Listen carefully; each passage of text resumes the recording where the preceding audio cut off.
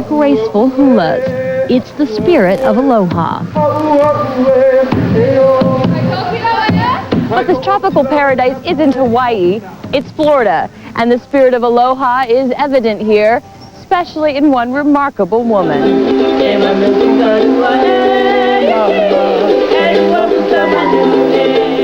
Kaui Heilani Brandt. She's a singer, dancer, teacher, and most of all, a mentor. Hawaiians revere the knowledge of their elders, and Kaui certainly has it to dispense. She has lived in Orlando since the 70s, but her spirit is pure Hawaiian, and she has dedicated her life to sharing her culture. Yes, I love that part of it. It's because it's pretty, and it's and really people are interested about Hawaii. In just about every larger city in Florida, 2, 3, 4. Students of all races and ages are learning about the hula, and Kaui is willing to help them all. Kaui's circle of friends is always growing and includes more and more Hawaiians who have moved to the mainland. I think they really are better off here. I mean, Hawaii is paradise, but the economy at home is very bad, and the tourist industry is down, and most of my friends have to have 2 or 3 jobs in order to survive. More Hawaiians live on the mainland than in Hawaii. The vast majority moved to California.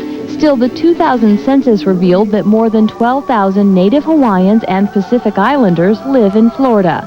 And Kaui has always opened her heart and her home to Hawaiians moving to the state and to anyone willing to learn. In 2003, the state gave Kaui a Florida Folk Heritage Award, which honors residents whose lifelong devotion to the folk arts has enriched the state's cultural legacy.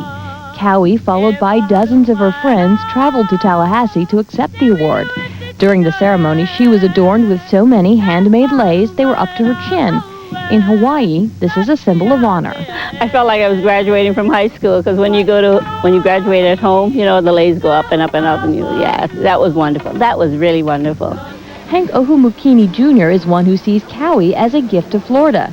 He recommended her for the Folk Heritage Award. Hank refers to Kaui as auntie, as do so many of her friends. It's a Hawaiian expression of fondness and respect bestowed on someone who is a grandmother. Auntie Kaui is an icon to the Hawaiian people, and probably to the people of Florida. Hank should know this former Hawaiian school teacher can sing, play the ukulele, and is one of only 4 master Hawaiian craftsmen. I do most of it for free because it's my culture. I want to teach everybody so they have a real understanding, not the tourist understanding of our culture, but the real understanding of our culture. For this, he was given a Florida Cultural Heritage Award before recommending that Kaui also be a recipient. After I received my award, I felt that Auntie Kaui, being an icon here, should be recognized as an old-timer. Even before receiving recognition from the state, Kaui, like Hank, was widely known by Hawaiians living in Florida and by those attempting to learn more about the culture. Auntie Kaui and I are both designated kupunas, but a kupuna is a person who's over 60-year-old and who shares the culture of Hawaii.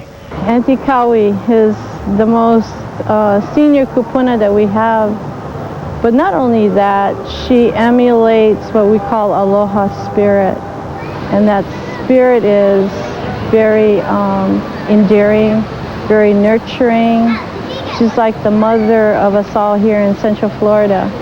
She keeps us all in line like a good mother, but she teaches us what's important and what's not.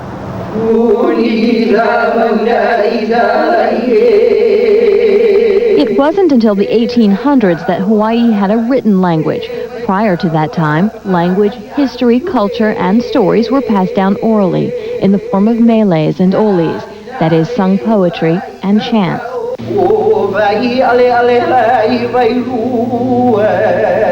So while the meles and olis were the books, the hula was the illustration. The hula is a song in motion. It tells a story. If you watch the hands will tell you a story. The dance went underground in the early 1800s when missionaries arrived in the islands, introduced Christianity, and had the hula banned as heathen. But King David Kalakaua revived the hula in the late 1800s and led the move to modernize it with new dance themes, costumes, and instruments. In the 1960s, with the advent of modern jet travel, the tourism industry blossomed in Hawaii, and the hula became a part of pop culture. Thus, the modern hula, called awana, evolved even further away from the ancient style called kahiko. The hula kahiko is the source, the kumu, the source, the root of it. Then the more modern ones that are sung in Hawaiian with modern instrumentation, they just tell a different type of story. And I think the hapa haole kind numbers, the ones that are sung in English, might be Hukilau or Blue Hawaii, that's also a real important part of their history. That's when mainlanders started really recognizing it because they could understand it. Hula must be danced to lyrics. The hands tell the story while the lower body moves through rhythmic patterns of basic steps. We have a lot of modern stuff now where you put an ancient step into a modern kind of a hula, but still the meaning has to be there. I mean, if I'm going to say flowers, I'm not going to do rain. You know, if I'm going to say ocean, I'm not going to do trees. You have to make sure you have the right words. Cowie's knowledge comes from decades of study. Again, 1, 2, 1, 2. Very good. And real-life experience. She was born on the island of Oahu, not far from Pearl Harbor. In Pearl City, at home, came out screaming so loud, louder than the lightning, and that's why my grandmother gave me my name, Thundering Voice of Heaven. That's me. A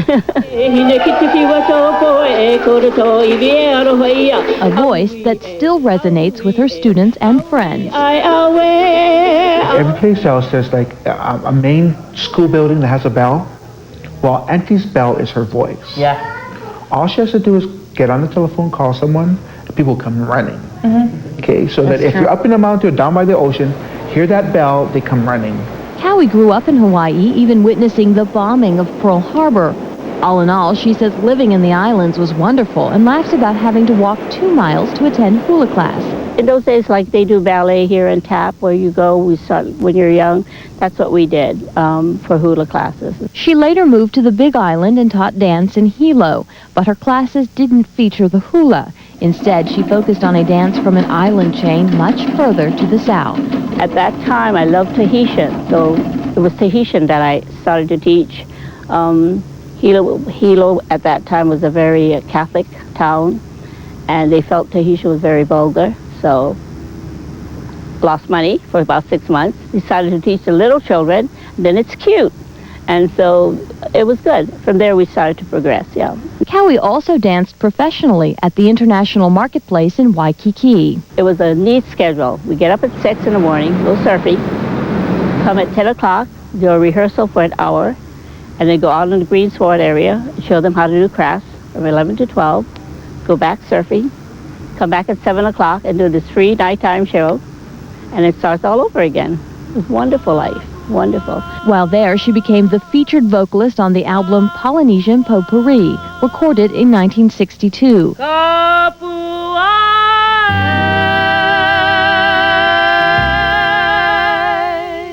The album was known throughout the island and is still popular among dancers even here on the mainland. Cowie moved from Hawaii in the early 70s when she and her fellow dancers were given a short-term contract to perform at Disneyland in California. It's strange, you know, when you're in Hawaii, they always say once you leave Hawaii, you never go back. I thought, oh no, that's not going to happen. We're just going to go to California for 3 months and be back. But shortly after moving to California, the group was asked to go to Disney World for the opening of Orlando's Polynesian Resort, where Cowie still works today. At the resort, the dancers were given royal treatment. They had a lifeguard holding an umbrella.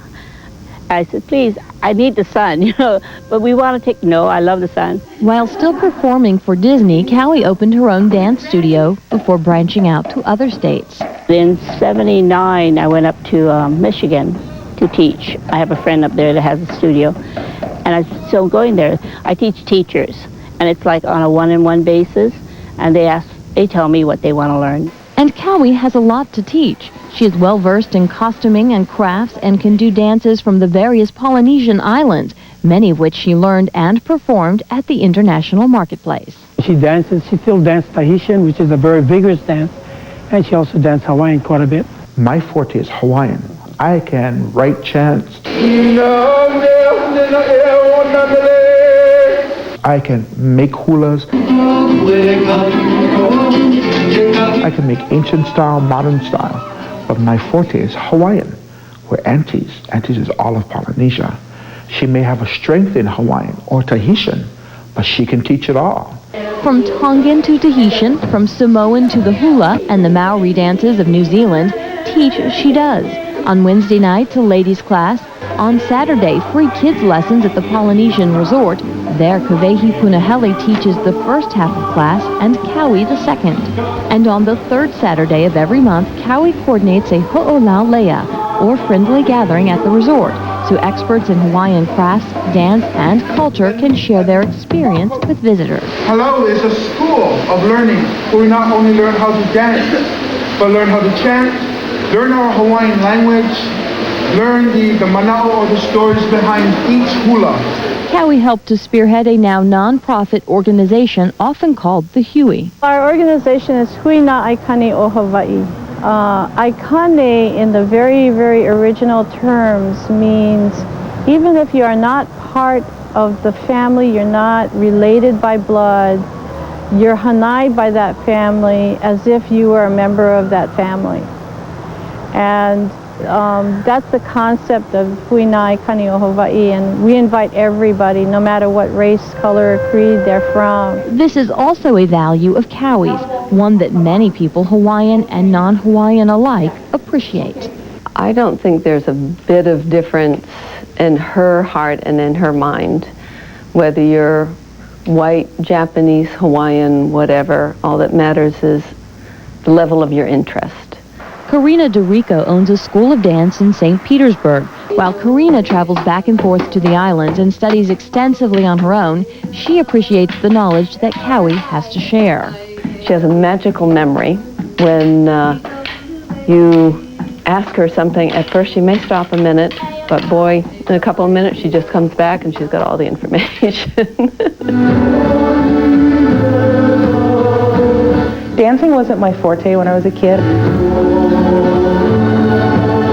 It didn't hit me till I was about 15. And I saw Auntie Kaui, and that's when the dancing bug hit me. Kaui has done more than teach Kamai to dance. Kaui, playing matchmaker, introduced Kamai to Kavehi, a fellow dancer. The two were married and now together attend workshops, teach, and share what they know about Hawaii. For Kamai, much of her knowledge comes from Kaui. And with Kaui, no, she wants you to make sure you do it right. Like this workshop sponsored by Hui and featuring Nalani Kanaka Ole, one of Hawaii's most famous and respected kumahulas, or master of Hawaiian culture, history, folklore, and dance. She, along with some of her relatives, traveled to Orlando to teach hulas that have been in her family for hundreds of years. Like the Kanaka Ole said, you have our permission to teach this. Try to teach it the right way. You know, that's the only way we can keep it. Like that chant we learned was, 300 years old? It was wonderful. And she wanted the same way they did 300 years ago. And for that reason, Kaui wasn't always lenient with her students. She would have us do something over and over and over again to the point where you hurt. But she's like, you know why I do that? Because I know you guys can do it, and you're not.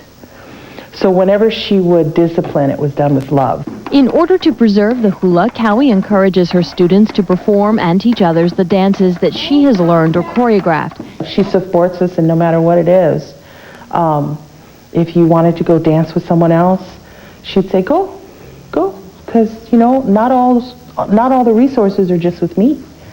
You go to someone else, you can learn something new. And everyone who I spoke to about Kaui commented on her endless energy. Auntie Kaui's in her 70s now, and she moves better than some of us. We just sit there and go, whoa, man, she's running circles around us. And all say they haven't ever heard Kaui speak ill of anyone. That's what's very pono about her, very righteous about her, is because she conducts herself as a very decent human being. Kaui does her best to keep her culture alive on the East Coast, but so often her thoughts turn toward the West. I'm sure you get nostalgic for the island. Oh, yes, definitely. Watch a lot of television. Hawaii 5-0. Still watch the reruns. Get up at 4 in the morning, watch the rerun. Oh, I know her, I know him, you know, that kind of thing. But while her roots may be in Hawaii, the rest of her is firmly in Florida. Kumulau in Hawaiian is the tree that spreads its branches. And just as a tree would, Auntie Kaui has influenced countless generations of families in this neighborhood, in this Orlando, Tampa, Daytona, Jacksonville area. Her roots has spread all the way out, even up to Michigan. So because of that, I always refer to her as our Kumulau, as our tree.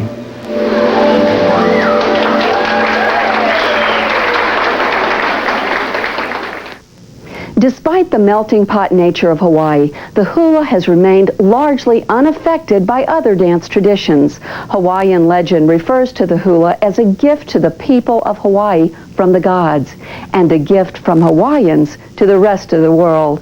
And many consider Kaui to be a gift to Florida.